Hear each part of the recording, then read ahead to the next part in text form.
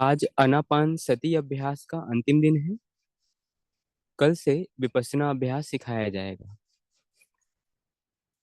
आनापान मतलब सांसों को देखने का काम, मन लगा के सांस को ऑब्जर्व करने का काम। और न जाने कितनी चीजों को जाना, लेकिन केंद्र में केवल दो चीजें रही। संस्कार, उसमें भी राग और द्वेष के संस्कार।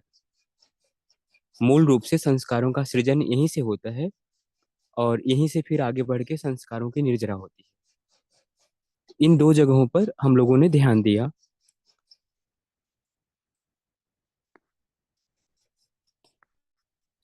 हाँ, अभी बाहरी आवाज नहीं जाएगी। तो अब ठीक है। ध्यान दिया अब तक कि संस्कारों का सृजन होता है, संस्कारों की निर्जरा होती है। समता पूर्वक बैठते हैं तब संस्कार नष्ट हो जाते हैं, और विषम होते हैं तो और संस्कार बढ़ाते हैं और दुख बढ़ाते हैं। मन की व्याकुलता बढ़ाते हैं, शारीरिक पीड़ा बढ़ाते हैं। क्लास में कुछ ने अपना अनुभव शेयर किया कि शरीर के विभिन्न स्थानों पर खुजली या कंपन या संवेदनाएं हो रही हैं, लेकिन नाक वाले हिस्से पर संवेदना महसूस नहीं कर पा रहे हैं।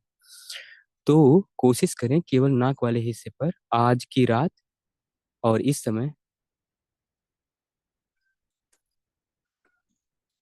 आज की रात और इस समय जो प्रैक्टिस करेंगे उसमें बस महसूस करेंगे कि नाक की जो सांस आ रही है, नाक की भीतरी दीवारों पर या मूंछों वाले हिस्से पर केंद्रित करना है। शुरू में हमने बताया कि पूरे के पूरे हिस्से को ले चलना है। बाद में हमने बताया केवल इतने हिस्से को ध्यान देना है और बस उतना ही ध्यान देते रहना है। यह जो प्रैक्टिस की जा रही है, यह प्रैक्टिस सेकंड नंबर पर है। पहले नंबर पर सील आता है, पंचशील। पंचशील के बारे में ऐसा कहा, सील धर्म की नींव है। अगर ये पूरा जो हम लोग कर रहे हैं इसे धर्म माना जाए, और धर्म है ही, इसे ही धर्म कहते हैं, शुद्ध धर्म। बौद्ध धर्म नहीं, जैन धर्म नहीं, हिंदू धर्म नहीं, शुद्ध धर्म। अगर शुद्ध धर्म इसे कहते हैं तो शुद्ध धर्म की जो नींव है वो सील है। कोई व्यक्ति चाहे कितनी ही बड़ी बड़ी बातें करे, कर्म करे, पूजा पाठ करे, जीवन में बदलाव तब तक नहीं आता जब तक पंचशील का पालन ना करे। चाहे वो बौद्ध हो, चाहे वो मुस्लिम हो, चाहे वो जैन हो, चाहे वो हिंदू हो। पंचशील का पालन जो करे उसके जीवन में तुरंत बहुत अच्छा परिणाम आता है, चाहे वो किसी धर्म का हो। धर्म नहीं, संप्रदाय कहते हैं उसको। धर्म सबका एक ही होता है। अगर किसी को क्रोध आ रहा है, किसी को लोभ आ रहा है, किसी को कोई भी वासना है, कोई भी विकार आ रहा है, तो व्याकुल करेगा ही करेगा। तो इन पंचशीलों का पालन इसलिए किया जाता है, इससे शक्ति जनरेट होती है, एनर्जी बनती है। जब जब व्यक्ति कमजोर होता है तभी व्यक्ति बीमार होता है। बुढ़ापा इस बात का इंडिकेटर होता है, कमजोरी। और कमजोरी जब लोग स्वीकार कर लेते हैं कि बुढ़ापा आया, इसका मतलब कमजोरी, कमजोरी का मतलब बीमारी। ऐसे एक स्वस्थ व्यक्ति चाहे वो युवा हो, लेकिन अगर वो कमजोर हो रहा है तो पूरा पूरा संभावना है कि वो बीमार हो जाएगा। जब जब आप कमजोर होंगे तब तब आपको तकलीफें बढ़ जाएंगी, चाहे वो सामाजिक हो, चाहे वो शारीरिक हो, चाहे वो पारिवारिक हो। झंझट लगने लग जाएगा। एक बार एक साधु ने परीक्षा लेने के लिए, मुझे लगता है कि मेरे जीवन में इसी टाइप की एक परीक्षा ली गई, बाकी तो परीक्षाएं पता नहीं। उन्होंने मुझे उलझे हुए धागे दे दिए। शायद 2012 का समय रहा होगा। 2012 में हम 12वीं में पढ़ रहे थे। पढ़ करके स्कूल से आए, भूख लगी रहती थी। सुबह 6 से 11 का स्कूल होता था। भूख लगी थी और उन्होंने दे दिया वो धागा, इसको सुलझाओ, इसको सुलझाओ, ये उलझा हुआ है, ऐसे आपस में मिला हुआ है, इसको निकालो, लपेट दो बस। निकाल के सीधा सीधा लपेट दो। हमने कोशिश की, फिर हमने झुंझला के कहा, महाराज जी आप कर दीजिए, जाने दीजिए, क्या मतलब बिना मतलब का ये काम है ना, बिना मतलब का। हमको लगा बिना मतलब का। तो मुस्कुराए और हमारे सामने ही बड़े धैर्य से खोल खोल के एक एक धागे को निकाल दिया उसमें से। और एक हिस्सा इधर, एक हिस्सा इधर, जो आपस में उलझ गया था, जिसमें लग रहा था गांठें पड़ गई हैं। तो मन में ही आ रहा था हमको भूख लगी है, थोड़ा कुछ खिला दो। खिलाते थे वो, बहुत मानते थे।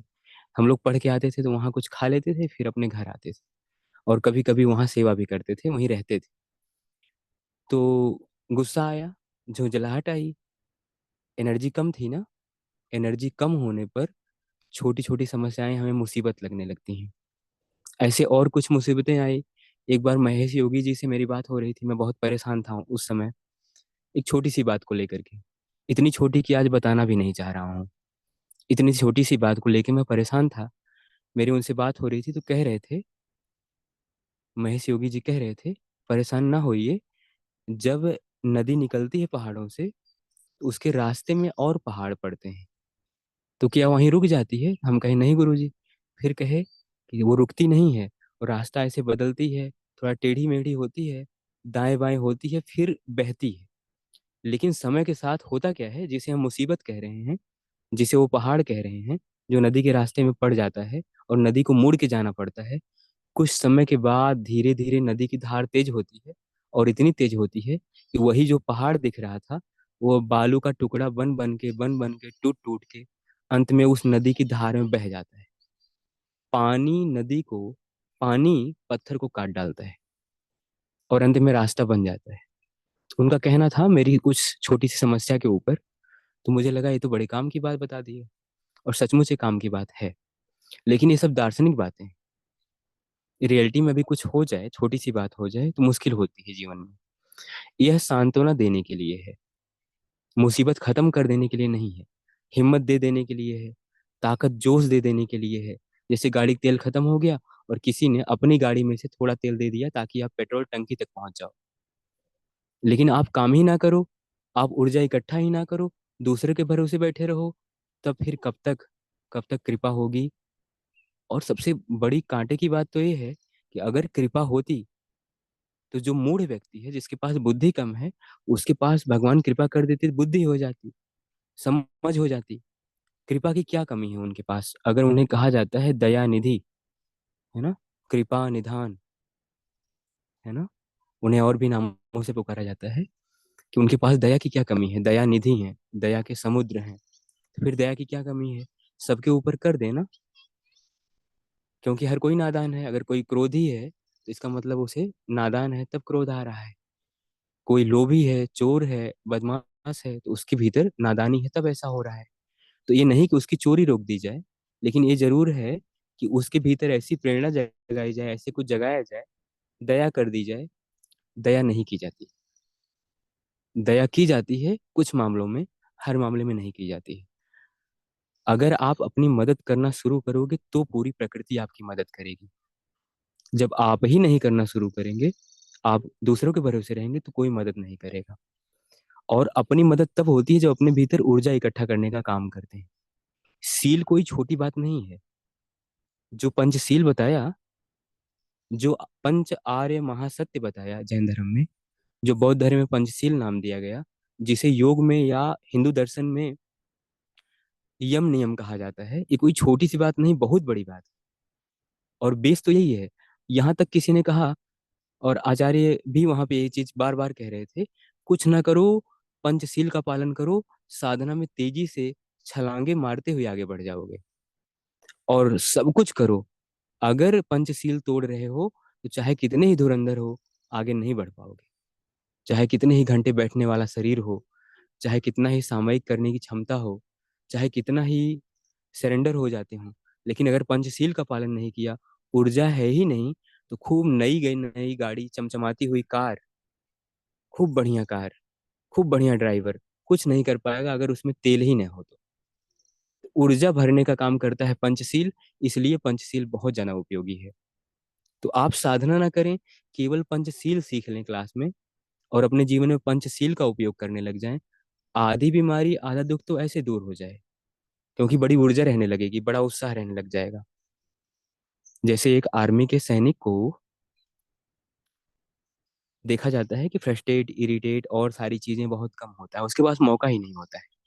सुबह से शाम तक कमांडेंट उसे पैर पे पैर, यहाँ नमस्कार वहाँ नमस्कार, खड़े होके दौड़ते हुए चलो। मामा जी थे तो बताते थे कि अक्सर कोशिश यही होती है कि जो नए लोग एडमिट होते हैं, उसमें आते हैं, कोशिश ये होती है कि वो मतलब सुकून से रह ना पाए, चलें तो तेजी से चलें, दौड़ें एकदम, आते ही सैल्यूट, इनको सैल्यूट, उनको सैल्यूट, मतलब आराम ना करने का। आराम मिलेगा तो मन भटकेगा। मन भटक नहीं पा रहा, तन भटक नहीं पा रहा, ऊर्जा इकट्ठी होती जा रही, इकट्ठी होती जा रही, मन एक ही दिशा में प्रोग्राम कर दिया जा रहा। बस वहां पे ना निराशा आ रही है, ना हताशा आ रही है, ना कोई और चीजें आ रही हैं। और देखा जाता है, यहाँ तक भी कहा जाता है कि आर्मी के सैनिक करते तो एक ऐसा काम कि सेना पे खड़े हैं, कोई व्यक्ति सामने आया, उसे उड़ा दिया। आतंकवादी लगा तो उसे उड़ा दिया। वही काम कोई और करे तो लगता है कि ये तो बड़ा पाप कर रहा है। गांव समाज में कोई ऐसे करे, कोई पुलिस वाला ऐसा कर दे, तो तुरंत उसको जो है कड़ी से कड़ी कार्रवाई हो जाएगी उसके ऊपर। या सामान्य इंसान ऐसा कर दे तो उसको जेल हो जाएगी। साथ ही साथ कहा जाएगा बड़ा पाप किया। लेकिन जब एक आर्मी का सैनिक ऐसा करता है तो पाप नहीं किया। कभी नहीं सुना होगा कि आर्मी के सैनिक ने पाप किया, है ना? बल्कि बड़ा अच्छा काम किया, है ना? देश का नाम रोशन किया, अकेले 15 लोगों को मार दिया, सिर काट दिया, ऐसा कर दिया, वैसा कर दिया। सुनने में आता है ना? चित्त की कैसी चेतना है और किस लिए संघर्ष कर रहे हैं, इस पे डिपेंड करता है। लेकिन कुल मिलाकर ऊर्जा कम होगी तो हमेशा नीचे वाले रास्ते पे ले जाएगी।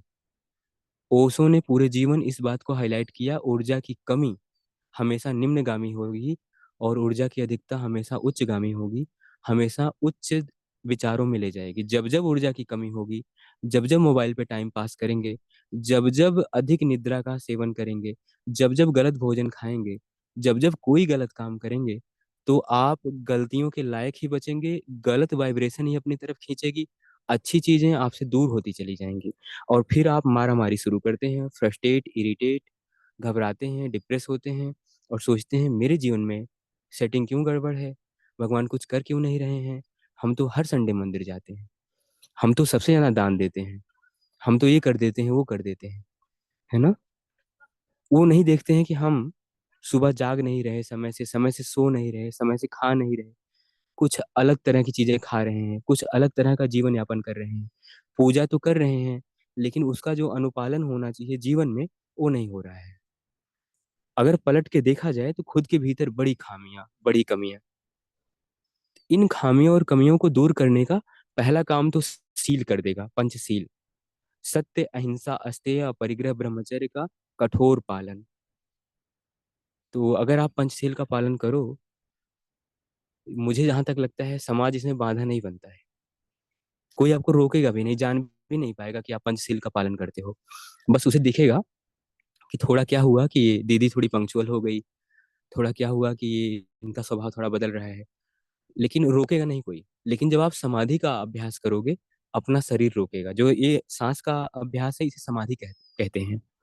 समाधि वो समाधि नहीं जो होती है ना? वो समाधि नहीं, घबराना नहीं। वो दूसरी समाधि होती है। समाधियों के कई प्रकार होते हैं। ये समाधि सम प्लस धी है।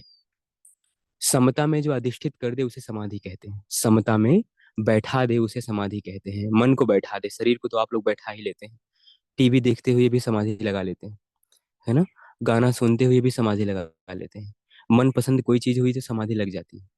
लेकिन राग और द्वेष से परे होकर के समाधि की तरफ चलते चले जाना, चलते चले जाना, ये प्रैक्टिस, ये जो सांस देखने की है, इसे समाधि कहते हैं। इसमें कठिनाई है। इसमें बैठेंगे तो समाधि जब लगाना शुरू करेंगे, समाधि न लगने के लिए विकार तुरंत जागना शुरू होंगे। पहले की दबी हुई संस्कार और बीमारियां कह सकते हैं, ऊपर आना शुरू होंगी और हम विचलित होना शुरू होंगे तुरंत। और दर्द हो रहा है, बहुत दर्द हो रहा है, ये तो बहुत, ऐसा कभी नहीं हुआ। ऐसे उसे और ज्यादा पानी देने का काम करेंगे, उसे और बढ़ाते चले जाएंगे। मत बढ़ाना, समता रखना। या फिर कुछ अच्छा लगने लग जाएगा, उसे सोचते सोचते सोचते सर को लग रहा है मैं ध्यान कर रही हूँ, मैं तो मजा कर रही हूँ, सर क्या जाने कितना मजा है। बल्कि आमतौर पे नहीं सोच पाते इतना अच्छा। अभी जब बैठे हैं क्लास में, तब तो और मन बढ़िया बढ़िया सोचता है। खूब पकौड़ी कचौड़ी, है ना? और खाने वाली या फिर देखने वाली या फिर सोचने वाली, काम, क्रोध, लोभ, मोह, मद, मत्सर, सब जाग रहा है और बहुत बढ़िया बढ़िया फ्लेवर। जान जाना ये मन ही चाल चल रहा है। मन ही मन का ऑपरेशन नहीं करने देना चाहता है, इसलिए मन ऐसा कर रहा है। तो वहां से गुरु जी एक चीज करते हैं, विपश्यना से अक्सर भागते हैं लोग। तीसरे दिन भागते हैं, 5वें दिन विपश्यना सिखाने के बाद 6वें दिन भागते हैं।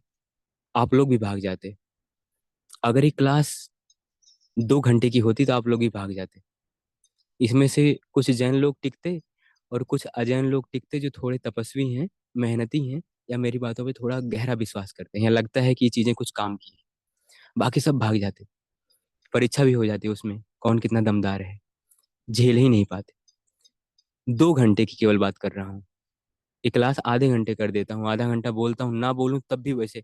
अगर सोचो, अगर पहले दिन से ना बोलता, पहले दिन से बैठा था कि ऐसे ऐसे विधि है, ऐसे ऐसे करना है, बस करिए, चलिए करते हैं, हम तो बैठ जाते। कुछ और लोग बैठ जाते, कुछ और लोग भाग जाते धीरे से, जाने दो बहुत कठिन है। कभी कोई टेक्निक आएगी जीवन में, कोई तरीका तो मिलेगा, कुछ तो तरीका होगा जो बड़ा आसान होगा। सर को नहीं पता, अभी नहीं खोजा है। हम वो तरीका हमको मिल जाएगा, हम आसानी से पार पा लेंगे जीवन का। जना जरा मरण से मुक्ति हो जाएगी, हम मोक्ष प्राप्त कर लेंगे। हम वहां जाएंगे और वहां हमारे लिए खूब मजा ही मजा होगा। ऐसा है ना? ये सब तो बहुत कठिन तरीका लगता है, और ये मत सोचना कि इससे सरल कुछ होगा।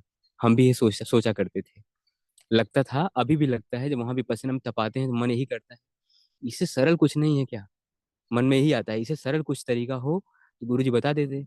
अंत में मालूम होता है कि यही सबसे सरल है, सबसे आसान है विपस्सना।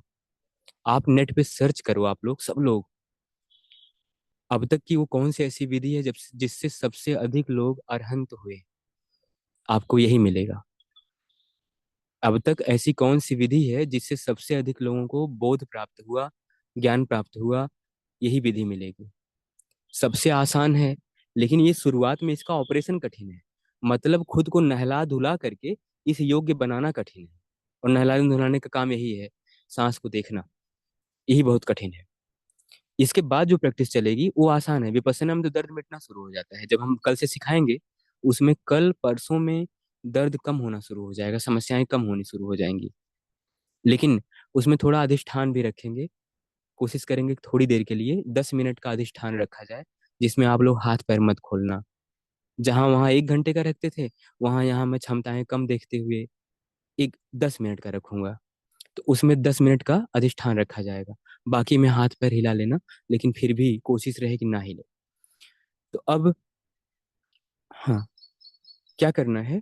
अभी ये देखना है कि हम लोग का मन संचालित कैसे कैसे होता है, क्यों सोचने को मजबूर होते हैं, क्या मन हमारा रुक सकता है, कैसे रोका जा सकता है, क्या कोई ज्ञान योग का शॉर्टकट तरीका है? अब तक तो इतना जाना कि विपස්සना बहुत आसान है ना? जान लिया ना, मान लिया ना? करेंगे तो मालूम होगा कितना आसान है, कितना कठिन है। बस कठिन यही हिस्सा है जो ऑपरेशन करने का है। तो मैंने कहा कि जब वहां से लोग भागते हैं, तो गुरु जी का ये कहना होता है कि भागने पर बिल्कुल वही हाल होती है जैसे किसी खोपड़ी को खोल दिया गया हो ऑपरेशन के लिए, और पेशेंट कह रहा हम जाएंगे अब, हमारे बस की बात नहीं है। आप पंखा भी नहीं चलाते हो, खिला तो बढ़िया रहे हो, खाने के दम पे 2-3 दिन रुक गए, अब नहीं रुकेंगे, अब जाएंगे हम, हमारा लॉकर का चाबी दो, मोबाइल दो, हमको जाने दो। हाँ, बहुत हुआ 2-3 दिन। अब हम जिंदगी में नहीं, जिंदगी क्या, किसी जन्म में नहीं जाएंगे ध्यान ओन करने। हम अपना जीवन जिएंगे, इतना बढ़िया लाइफ है। सुबह जागो, सूरज उगता है, शाम को सो, सूरज डूबता है, चिड़िया बोलती है, हरियाली है, आम है। आम छोड़ के आए, इस समय आम है। मन में ये आता था आम इस समय है। आम खाते, कितना बढ़िया से घर पे रहते, क्लास लेते, घूमने चले जाते, मंदिर चले जाते, जंगल चले जाते, क्या जरूरत थी यहाँ आने की? मन में ही आता है। तो ये सब लगता है, तो गुरुजी कहते हैं कि अगर ऑपरेशन किया जा रहा है किसी पेशेंट का, और उसी समय वो कहे, डॉक्टर साहब, मेरी भैंस ने बच्चा दिया है, और उसका नया नया दूध का बनता है मिठाई, वो बड़ा अच्छा लगता है, मुझे जाने दीजिए, घर की याद आ रही है। गुरुजी मुझे जाने दीजिए, मुझे सपने में दिखा मेरी माँ बहुत बीमार है। इमोशनल ब्लैकमेल गुरुजी को, है ना? जो आपकी चेतना को पढ़ सकता है उसको बहकाया जा रहा है। धीरे से लोग जाते हैं सवाल पूछने, तो कुछ लोग ऐसा करने भी जाते हैं। गुरुजी, मतलब माँ बीमार है, मुझे जाने दो, मैंने सपने में देखा और मेरा सपना हमेशा सच होता है, मैंने जान लिया है माँ बीमार, मुझे जाने दो। गुरु जी कहेंगे ना बेटा, समता रखो, बैठो शांति से, माँ ठीक हो जाएगी, बीमार नहीं है माँ। हाँ, तुम बहका रहे हो, खुद को बहका रहे हो, मुझे भी। तो उनका कहना होता है कि ऑपरेशन के लिए खोली गई खोपड़ी या चीरा गया पेट, और पेशेंट कहता है मुझे जाने दो। वो बाहर निकलेगा, और समस्याओं से भर जाएगा। जब तक उसकी मरहम पट्टी ना हो जाए, जब तक उसको पूरा ऊपर से लोशन ना लगा दिया जाए, तब तक उसको जाने नहीं दिया जाता। 10वें दिन बड़ा मन में आता है कि गुरुजी अब तो हो गया है, जाने दीजिए ना, हमको जरूरी है। दो तीन लड़के बैग वैग लेके निकल गए, अब जाने दी। 10वें दिन छूटता है कब लोग? 11वें दिन। 10वें दिन शाम को बैग वैग लेके निकल गए, बोलने को मिल गया ना 10वें दिन। तो लोगों को लगने लगा हम बोलने में बहुत माहिर हैं, हम जाएंगे अपनी बात कहेंगे, अब तो कहा जा सकता है, अब तो मौन व्रत टूट गया है। अब अपनी बात कहेंगे और मनवा लेंगे गुरुजी को और लोगों को। वहां का अनुशासन और वहां पे प्रेम से समझाने की क्षमता इतनी तगड़ी होती है, क्रोध से उतना नहीं समझाया जा सकता, डांट फटकार के। ऐसे मीठे वचन बोलेंगे अपना बैग वैग लेके, और मुस्कुराते हुए धीरे से पैर दबा के लोग अपना बैग लेके अपने घर अपने रूम में चले जाते हैं, जो रूम मिला होता है। चलो कल ही जाएंगे, कोई बात नहीं, गुरु सही कह रहे हैं। पूरा मरहम पट्टी हो जाए तब जाना है। विपश्यना से भाग जाने के बाद बड़ी दिक्कत होती है। जो भागे हुए होंगे वो जानते होंगे। बिल्कुल वो हाल होता है कि जैसे सचमुच शरीर को खोल दिया गया हो, और बाहर से बैक्टीरिया या बाहर दुनिया में जब आते हैं तो उन्हें और क्रोधी हो जाते हैं। जैसे सांप को थोड़ा सा मार दिया और पूरा नहीं, उसको चोट नहीं लगी है, थोड़ी लग गई है, अब वो गुस्से में और खतरनाक हो जाता है। वैसे ही विपश्यना में से भागे हुए लोग और खतरनाक हो जाते हैं।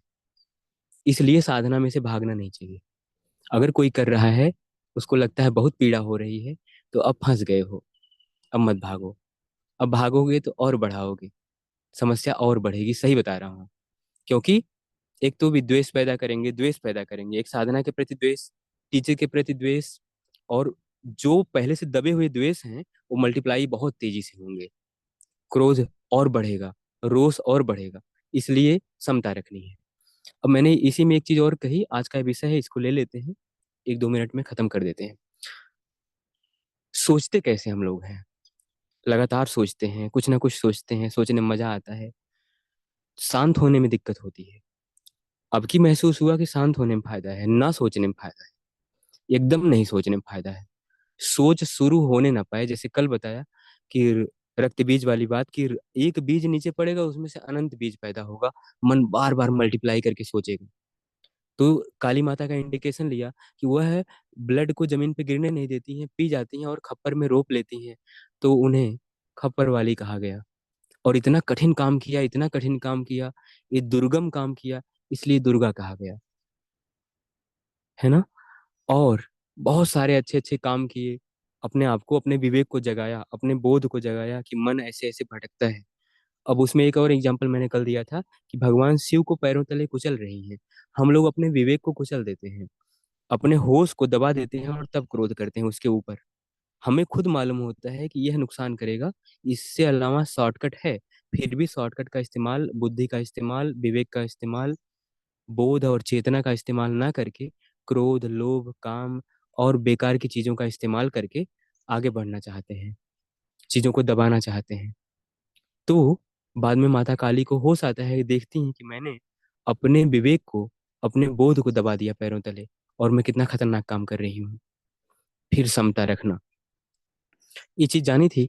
अब देखिए सोचते कैसे हैं, दो हिस्से में सोचते हैं, या तो भविष्य की बात सोचते हैं हम लोग, या तो बीती हुई बात सोचते हैं।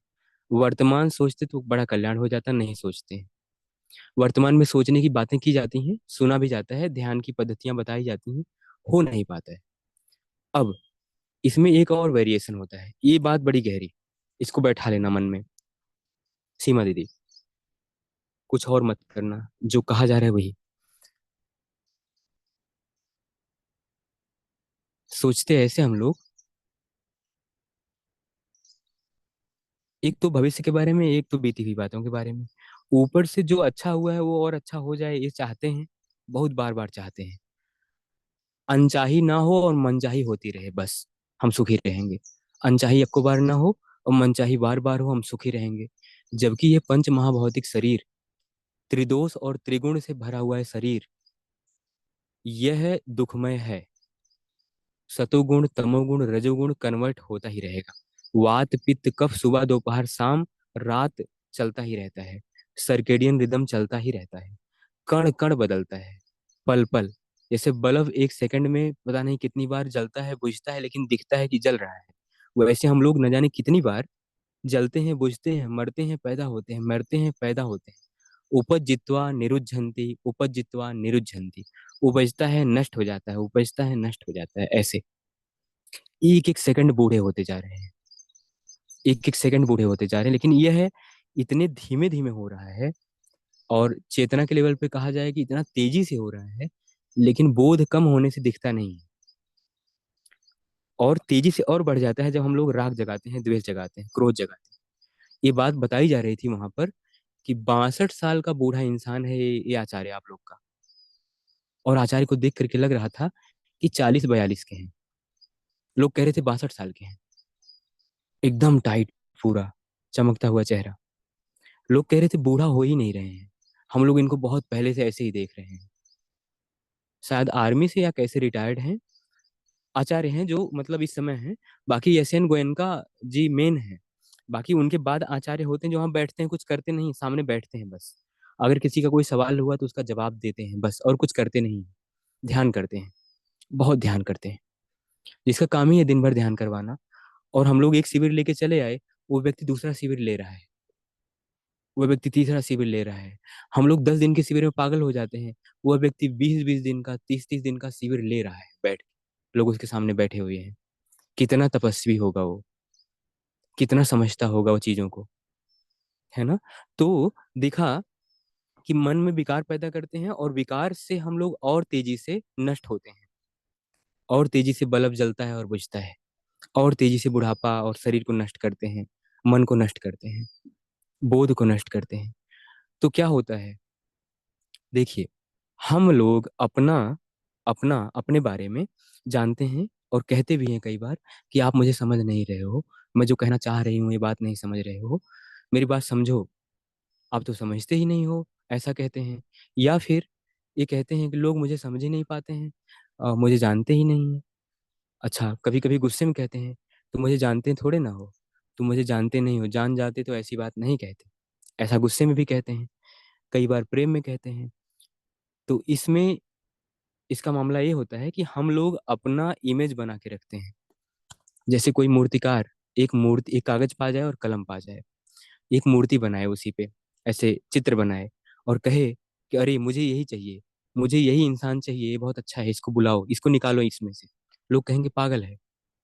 ऐसे ही वही व्यक्ति, मान लो पेंटर हो, और एक भूत का चित्र बना दे और बना के डरने लग जाए, मुझे बचाओ, ये व्यक्ति मुझे खा जाएगा, मार देगा। ऐसे ही हम लोग इमेज बनाते रहते हैं। दूसरी एक चीज क्या करते हैं कि सुबह से शाम तक अनियंत्रित विचार लाते हैं। एक विचार से दूसरे विचार का कोई कनेक्शन नहीं होता है, कोई कनेक्शन नहीं होता है।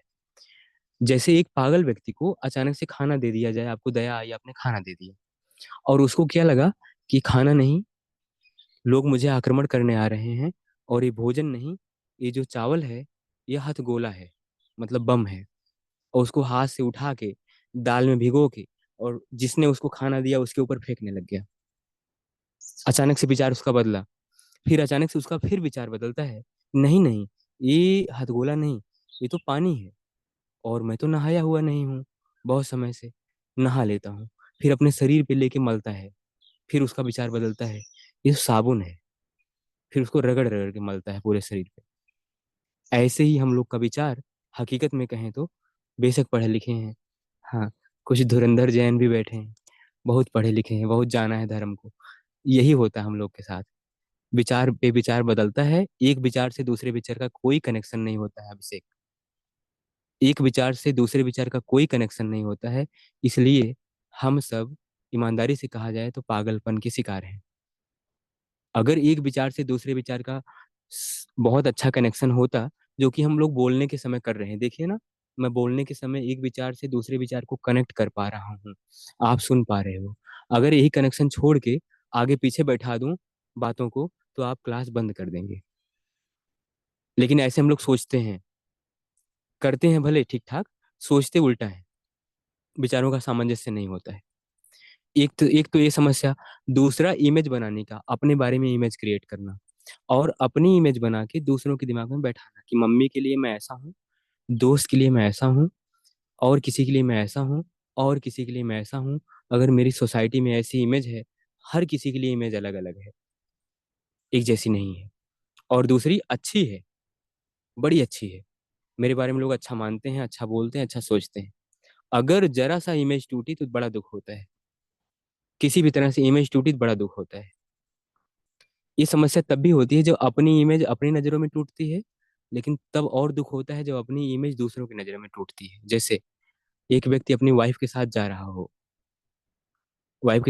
हो और उसका बचपन का दोस्त मिल जाए और कहे कारे कलुआ, है ना, कहाँ जा जा रहे हो, ऐसा ऐसे कह दे, कारे कलुआ कहाँ जा रहे हो।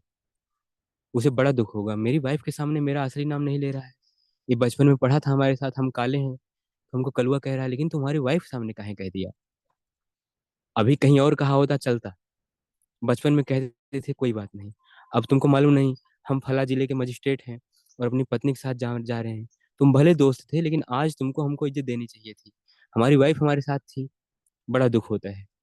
ऐसे ही अपनी इमेज वाइफ के नजर में बनाया था और वो इमेज अचानक से टूट रही है तो बड़ा दुख होता है। ऐसे ही जीवन में अनचाही ज्यादा मिलती है, मनचाही कम मिलती है। इसलिए भगवान बुद्ध ने कहा दुख है, दुख का कारण है। बड़े ध्यान से देखा कि दुख का कारण है, और फिर बड़े ध्यान से बड़ी गहरी विद्या का प्रयोग किया और कहा इसका निवारण भी है। और फिर उस रास्ते पे निकले कि जहाँ लोगों को दुख से मुक्त किया जाए। कौन निकला जरा सोचना। बार बार मन में ये बात आती है, कौन निकला जरा सोचना। भगवान महावीर निकले, एक राजा निकलता है, सब छोड़ छाड़ के निकलता है। भगवान बुद्ध निकलते हैं, सब छोड़ छाड़ के निकलते हैं, है ना। यशोधरा सो रही हैं, बच्चा अभी पैदा हुआ है राहुल, और उसको देखा कि जाएं जरा देखें, बच्चे का मुंह देख लें और चले जाएं। जाके देखा कि बहुत अच्छे से सो रहे हैं दोनों, पूरा देख भी नहीं पाया, आधा चेहरा देखा और वहीं से पैर दबा के चुपके से चले गए, है ना। कौन छोड़ता इतना बड़ा यश, इतनी बड़ी कीर्ति, कौन छोड़ता। कौन लगता यू टर्न लगाता इतना बड़ा।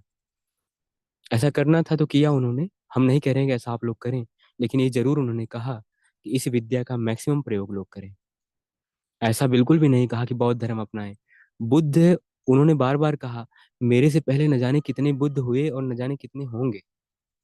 बुद्ध का मतलब जिसे बोध हो जाए। ऐसा बिल्कुल नहीं कि बौद्ध धर्म का लाल कपड़ा पहन के कोई लामा बैठ जाए, किसी से बोले ही नहीं, ऐसी आंख बंद करके एकदम दृढ़ होके बैठ जाए, पत्थर जैसा हो जाए। कोई पहिया घुमाए और कहे धर्म चक्र प्रवर्तन। अपने भीतर घुमाना है, क्या घुमाना है कल मालूम हो जाएगा। अपने भीतर घुमाना है धर्म चक्र।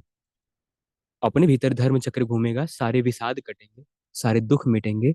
अपने भीतर तत्काल शांति मिलेगी, तत्काल सुख मिलेगा। और जैसे ही अच्छे रास्ते पे चलना शुरू करेंगे, समस्त प्रकार की समृद्धियां, रिद्धियां, सिद्धियां आपके दरवाजे पर हाजिर हो जाएंगी। तब आपको लगेगा इस रास्ते भगवान आसानी से मिलता है, इस रास्ते तो बिना मांगे कृपा करता है, इस रास्ते तो मनौती भी नहीं मांगनी पड़ी। हमको लग रहा था ये चीज की जरूरत है और ये चीज हमारे मांगने से पहले सेटअप हो गई। सब चीज सेट होती चली जा रही है। ये तो कमाल हो गया। ये तो लगभग नास्तिकों का रास्ता था, लेकिन मेरा मन कर रहा है मैं आस्तिक हूँ। ये तो कह रहे थे कि भगवान है ही नहीं, लेकिन लग रहा है भगवान है। अपने आप जागता चला जाता है। और एक बार भी नहीं कहा दाढ़ी बढ़ाओ, लाल कपड़ा पहनो, टीका लगाओ। बल्कि इतनी तक कोशिश किया कि अंगूठी निकलवा के रख दिया, है ना, हाथ का ये निकलवा के रख दिया, सभी का। ताकि कोई किसी को ये ना लगे कि मैं मेरी धार्मिक मान्यता से आया, मैंने अपने धर्म में बड़ी मेहनत की थी, यहाँ थोड़ी सी मेहनत करते ही मेरी मेहनत और ये मेहनत दोनों जुड़ करके मेरा कल्याण हो गया, इसका मतलब मेरी मेहनत बड़ी काम की है, ये मेहनत भी थोड़े काम की है, ऐसा नहीं। उन्होंने कंप्लीट एकदम से एक धर्म जैसा बना दिया सबको। पंजाबी आया था, पगड़ी खोल के रखवा दी गई। लड़का था, पगड़ी उगड़ी खोल के रखवा दी गई। और लास्ट दिन कहा गया अब तुम पहन लो। लेकिन लास्ट दिन तक वो इतना बदल चुका था, तो पगड़ी उगड़ी नहीं पहना। कहा हम बाद में जाएंगे तो पहनेंगे, अभी हमें ठीक लग रहा है, क्या बांधना, इतनी गर्मी है। मतलब ऐसा नहीं कहा जाता कि अपना धर्म छोड़ दो या कुछ किया जाए, एकदम धर्म पे तो कुछ किया ही नहीं जाता है। बस मालूम होने लगता है कि रियल में धर्म है क्या और हम समझते क्या है। हम समझते आए हमारी धार्मिक मान्यता, सुबह इतने बजे उठना, घंटी बजाना, शंख फूकना, उसका अपना अलग साइकोलॉजिकल साइंटिफिक बेनिफिट है। ऐसा नहीं कि नहीं है, लेकिन इतना बेनिफिट नहीं है कि जिसे हम धर्म मानते आए, जो हमारे जीवन को बदल दे, वो चीज़ नहीं होती है। अगर होती तो आज तक हो गई होती, दिखता नहीं है कहीं, है ना। मोटे मोटे मठाधीशों को मैं अयोध्या में देखता हूँ। अयोध्या का नाम सुना है ना। मेरी खूब अच्छी पहचान है वहां पे, और अच्छे अच्छे लोगों से है। मैं जाता था, देखता था एकदम पूरा गद्दी को, गुरु महाराज अगर खड़े हो तो गद्दियां लेके खड़े होंगे। पेट निकल के इधर चिपका है, फिर इधर भी चिपका है, आगे तो गया ही गया। पूरा मोटे मोटे मठाधीश है। जितना बड़ा नाम, श्री श्री 1008 फला फला फला महाराज, उतना तगड़ा पेट, उतना तगड़ा मोटापा, एकदम भयंकर। और बीपी की दवाइयाँ और डायबिटीज की दवाइयाँ बगल में रखी रहती हैं। और महेश योगी के साथ रहा, जब उनके साथ घूमते थे तो कहते थे कुछ तो बता दीजिए जिससे पेट वोट साफ रहे, कुछ बता दीजिए जिससे बीपी नॉर्मल रहे, है ना। हनुमानगढ़ी के सिद्ध सिद्ध जो वहाँ के हैं, उन लोगों ने भी ये बात कही थी। शरीर को साध ही नहीं पा रहे, मन को साध ही नहीं पा रहे, मठाधीश पीठाधीश बनने बनने के लिए लड़ाइयाँ हो रही हैं।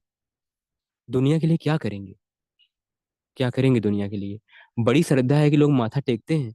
भगवान कहते हैं कि जहां जहां माथा झुकता है किसी का, वहां मैं ही होता हूँ, मैं होता हूँ। बशर्ते वो पूजन अविधि पूर्वक है। किसमें कहते हैं? गीता में कहते हैं। किसी हलवा ग्रंथ की बात नहीं कर रहे हैं, गीता में कहते हैं। जहां जहां किसी का शीश झुकता है, डी बाबा, काली माई, किसी चौरा पे, वहां मैं ही होता हूँ, लेकिन वो पूजन अविधि पूर्वक है। वहां और कोई नहीं होता है। जैसे सूरज के प्रकाश से तारे चमकते हैं, वैसे भगवान के प्रकाश से छोटे छोटे देवी देवता चमकते हैं। हम लोग भगवान के छोड़ के, है ना, इधर कहीं पड़े हैं, उधर कहीं पड़े हैं, किसी और को पूज रहे हैं। इसका भी परिणाम मिलता है, फल मिलता है, ऐसा नहीं नहीं मिलता। लेकिन इसमें ये होता है कि साधक ने जो मांगा वो मिल जाए। वो ये नहीं देखते कि इससे कितना भविष्य में इसका लाभ होगा या कितना हानि होगी। एक मांगा तो दूसरा फिर मांगेगा, तीसरा फिर मांगेगा। भगवान से कुछ मांगेंगे तो देखते हैं कि जो हमारे हित में होता है वही होता है। जो हमारे हित में होता है वही होता है, चाहे वो हमें शुरू में भले ना अच्छा लगे, लेकिन बाद में मालूम होता है कि बड़ा अच्छा हुआ। तो पूजन भगवान का, और भगवान क्या है, कहाँ है, कैसे है, कोई जानता हो तो बताना मुझे, है ना। भगवान क्या है, कहाँ है, कैसे है, किसी मूर्ति में है, फला फला मूर्ति में है, बाकी मूर्तियों में नहीं है, सिद्ध कर देना तो बताना मुझे। फला जगह पे ही सबसे ज्यादा है, अन्य जगहों पर कम है। अगर ऐसा है तो बताना मुझे, या खुद से खुद को, अपने आप को बताना कि वहां ज्यादा है, वहां कम है। भगवान वहां ज्यादा है, वहां कम है। वहां की मूर्ति ज्यादा चमकती है, वहां कम है। या यहाँ ज्यादा दिन तक रहे थे, ज्यादा प्रभाव छोड़ के गए हैं, फला जगह पे कम रहे थे। अगर ऐसा करके गए तो भगवान नहीं है, तब कुछ और है। अगर भगवान ऐसे होते कि कहीं ज्यादा कहीं कम होते, किसी ऊंची जगह पे है तो वहां ज्यादा होंगे, किसी नीची जगह पे है तो वहां कम होंगे, अगर ऐसा है तो भगवान नहीं है, कुछ और है ना। तो इसलिए बचना है इस चीज से। और पहले पता करना है कि पहले तो हमें खुद को उस लायक बनाना होगा ताकि भगवान तक पहुंचा जा सके। पहले तो फोन में नेटवर्क होना चाहिए ताकि फोन लगे। नेटवर्क ही नहीं है, पहले तो इसको नेटवर्क के लायक बनाइए। इसको रिपेयर किया जाए, पहले इसको कनेक्ट किया जाए।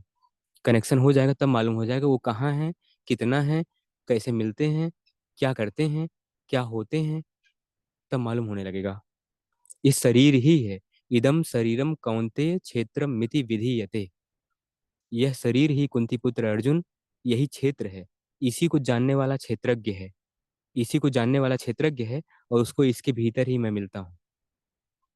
कबीरदास जी महाराज की वो बात मैं बार बार कहता हूँ, घूंघट के पट खोल रे तुम्हें पिया मिलेंगे। घूंघट अपने भीतर, अपना जो है अज्ञान का पर्दा खोलो, अपने भीतर ही भगवान मिलेंगे। त्वमेव शरणं गच्छ सर्वभावेन भारत, तद प्रसादात् पराम शांतिम स्थानम प्राप्स्यसि शाश्वतम। अपने शरण में जाओ अर्जुन, तुम्हारे भीतर ही मैं तुम्हें मिलूंगा, और परम शांति तुम्हें वहीं पर प्राप्त होगी, बाहर कहीं नहीं। बाहर तो बाद में होता है, बाहर तो प्रक्षेपण है। बाहर तो बस इसलिए है ताकि जो भाविक हैं, प्रेमी हैं, बाहर से थोड़ा प्रभावित हो जाएं। मंदिर इसलिए है, मूर्तियां इसलिए हैं कि प्रेरणा जागे, साधना के लिए प्रेरणा जागे, भाव जागे। इसलिए बड़ी सुंदर सुंदर मूर्तियां हैं। उनको देख करके, वहां पे उसका आकार मंदिर का ऐसा है कि वहां शांति बसती है। जैसे मिस्र का पिरामिड ऐसा बनाया जाता है, जैसे चाइना के घर ऐसे बनाए जाते हैं नुकीले, ताकि वहां अंदर शांति रहे। तो मंदिर ऐसा बनाया जाता है, उसका वास्तु नागर, वेसर और द्रविड़ तीनों शैलियों में उत्तर भारत, मध्य भारत और दक्षिण भारत में ऐसा बनाया गया ताकि मंदिर में आप जाओ, मंदिर ऐसे बनाया जाता है। ऐसा नहीं कि आप ईंटा जोड़े और मंदिर बन गया, नुकीला कर दिया तो मंदिर बन गया। बड़ा साइंटिफिक होता है, और उसकी साइंस की वजह से वहां शांति मिलती है। अभी अगर आप वास्तु के बारे में जानते हैं तो ये भी जाना जाता है कि किस कोण में, घर के किस कोने में मंदिर होना चाहिए ताकि ज्यादा पीस वहां पे रहे, ज्यादा मजा आए वहां बैठने पे, ज्यादा मन शांत हो जाए। तो मंदिर बाहर का बस ये इंडिकेशन है, या बाहरी आत्मसंतोष के लिए है, या किसी बहुत भाविक या भक्ति योगी के लिए है, प्रेमी के लिए है कि थोड़ा बाहर गया और वहां जाके फिर अंदर गया। मंदिर गए तो फिर करते क्या हम लोग हैं, आंखें बंद कर लेते हैं ऐसे, आंख खोल के थोड़े ना देखते हैं मूर्ति, कब तक देखेंगे, थोड़ी देर के बाद ऐसे बंद कर लेते हैं। फिर क्या देखते हैं, अंधेरा। तो भगवान बुद्ध ने क्या कहा, अंधेरा नहीं देखना है, कुछ और देखना है। Go inside deeper and deeper, और top to bottom, bottom to top, part by part, piece by piece, एक एक अंग को ऑब्जर्व करना है। कैसे कैसे जरा मरण कैसे कैसे संस्कार बन रहे हैं, उसको देखना है और नष्ट करना है समता से। तो अब ये 10 मिनट्स हैं बचे, इसको करेंगे, फिर रात में करेंगे, और कल से विपश्यना सिखाई जाएगी। इतनी सी जगह पे ध्यान दीजिए। शुरू करते हैं।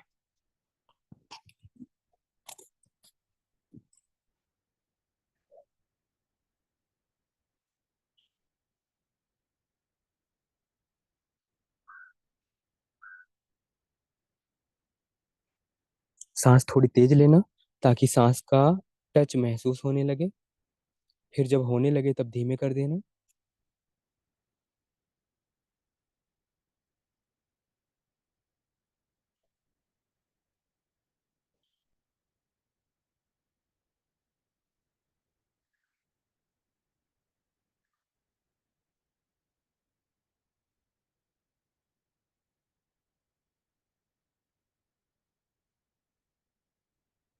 पूरे शरीर को भूल के बस नासिका के हिस्से पे ध्यान, सांस के छुअन को महसूस करें।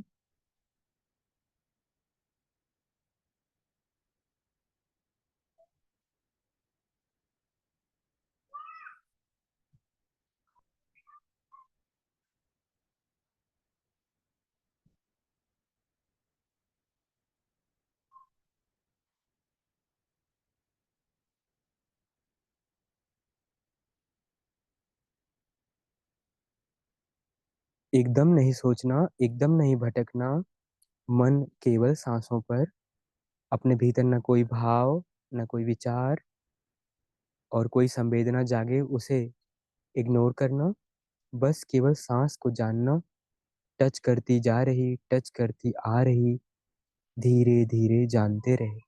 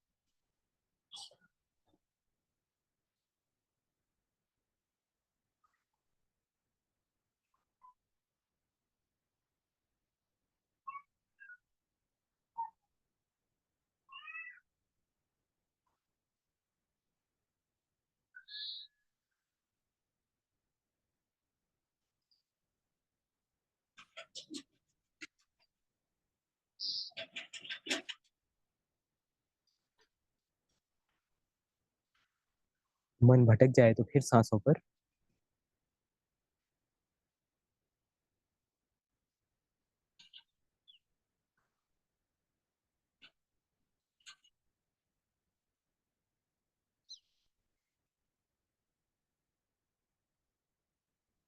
बस नासिका के हिस्से की संवेदनाओं को जानना। मन शार्प ना हो तो सांसें थोड़ी तेज ले सकते हैं।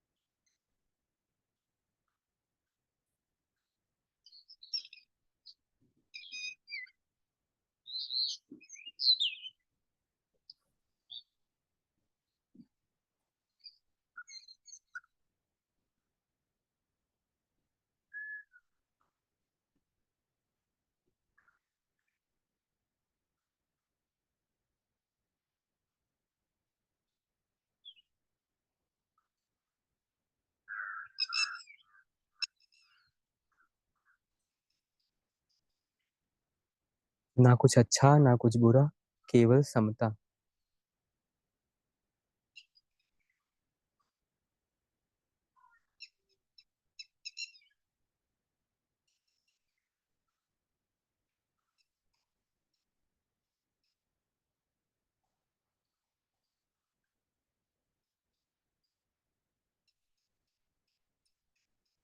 कुछ शुरू होने ही ना पाए, कोई विचार शुरू ही ना होने पाए, आगे बढ़ने की बात ही नहीं।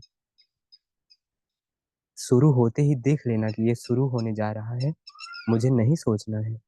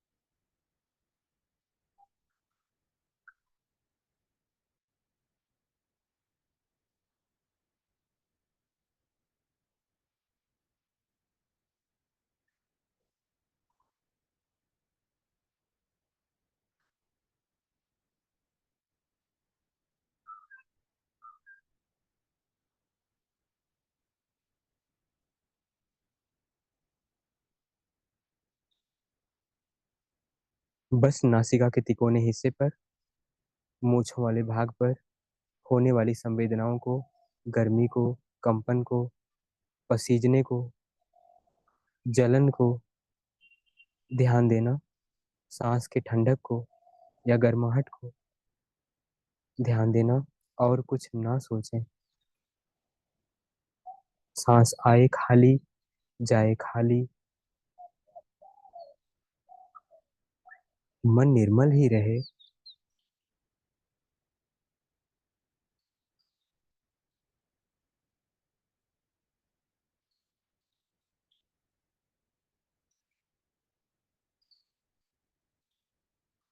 समता से समाधि की ओर।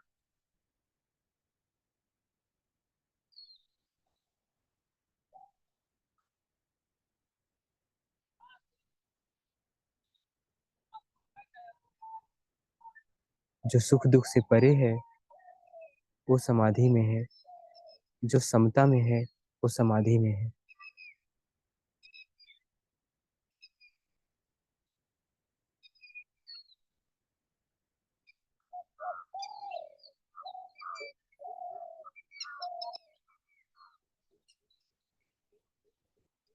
नहीं कुछ तो हवा का छुअन नाक में महसूस हो रहा है। बाहरी हवा की या मॉइस्चर या टेम्परेचर या हीट जो भी है,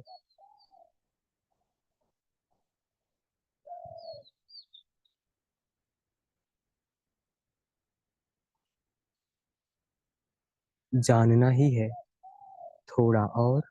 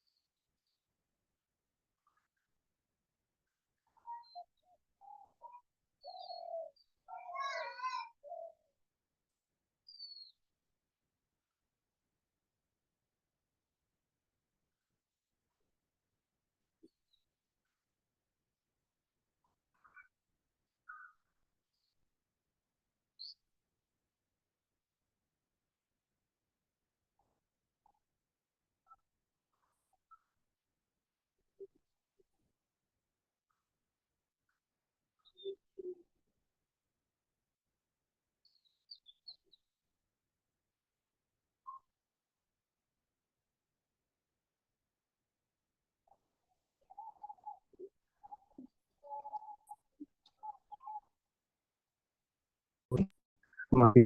गुरु को प्रणाम। आप सभी को प्रणाम। जय जिनेन्द्र। जय श्री कृष्ण। सब हो